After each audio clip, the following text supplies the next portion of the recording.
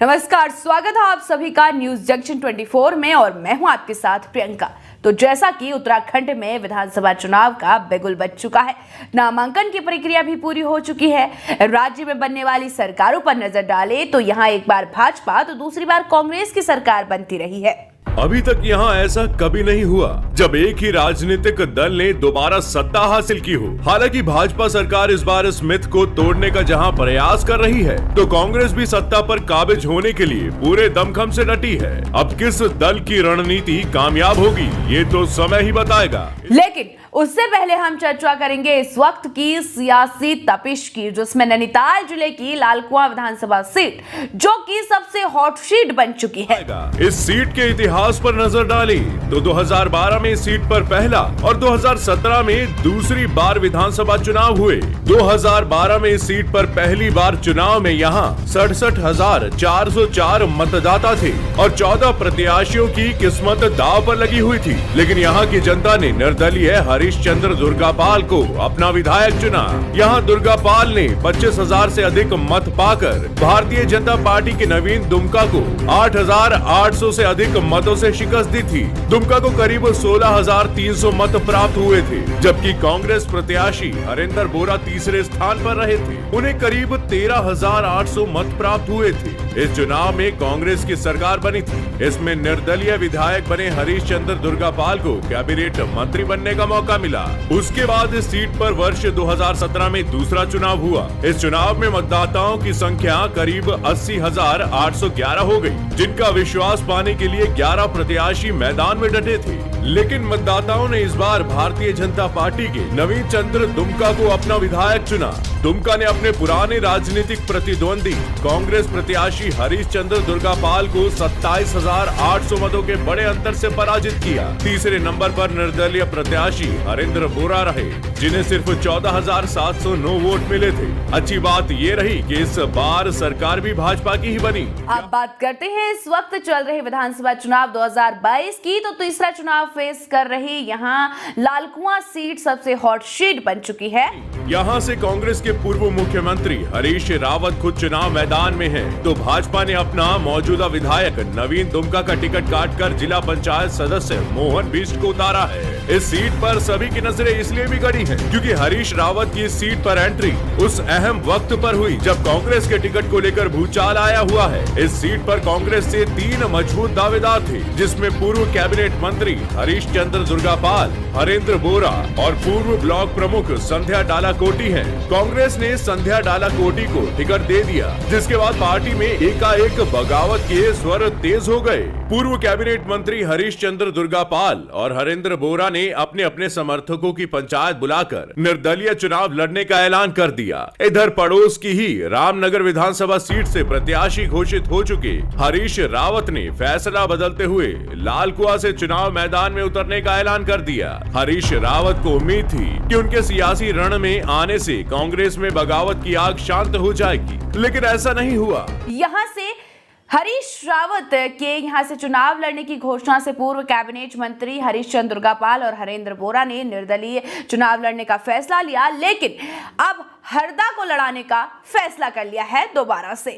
मगर कांग्रेस की प्रत्याशी घोषित हो चुकी संध्या डालाकोटी ने टिकट कटते ही बगावत का बिगुल बजा ही दिया। हालांकि अंतिम दिन नामांकन से पहले कांग्रेस प्रत्याशी बने पूर्व मुख्यमंत्री हरीश रावत ने उनके घर जाकर समझाने का पूरा प्रयास किया, मगर संध्या डालाकोटी नहीं मानी और अंतिम दिन निर्दलीय ही नामांकन कर दिया।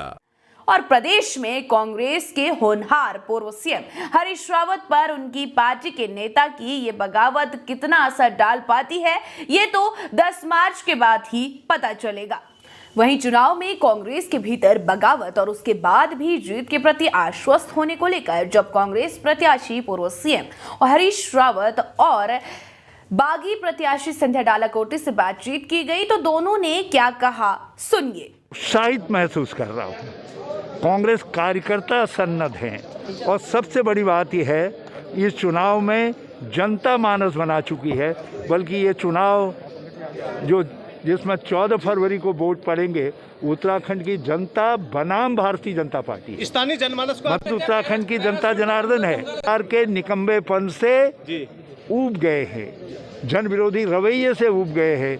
और उन्होंने जिस तरीके से उत्तराखंड के स्वाभिमान को 3 मुख्यमंत्री बदल करके ठेस पहुंचाई, हमारे विवेक का मजाक उड़ाने का काम किया है, उससे जनता प्रतीक्षा कर रही है कब वोट देने का समय आए और हम भाजपा को वोट आउट करें, निकाल बाहर करें। पिछले 2 दशकों से राष्ट्रवाद नहीं बन पाता। मैंने सरकार आई तो इस बारे में मैंने कहा ना कि पिछली बार मैंने एक सॉल्यूशन निकाला था जी जी जी, जी। लेकिन वो सॉल्यूशन दमुआ डुगा में तो काम कर गया, मगर हम बिंदु खत्ता के लोग माने नहीं और इस कारण हमने फिर उस पर जोर नहीं दिया।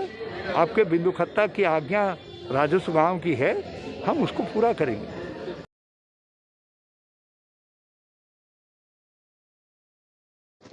देखिए, राष्ट्रीय कांग्रेस कमेटी और प्रदेश की कांग्रेस कमेटी ने मुझे बेटी दिवस के दिन टिकट दिया और 26 जनवरी के दिन मेरा टिकट शाम को 7 बजे काट दिया। कुमाऊं मंडल में मात्र 2 महिलाओं को टिकट दिया, एक मेरा लालकुआ से था और रुद्रपुर से मीना शर्मा जी का था। मुझे बड़ा दुख हुआ।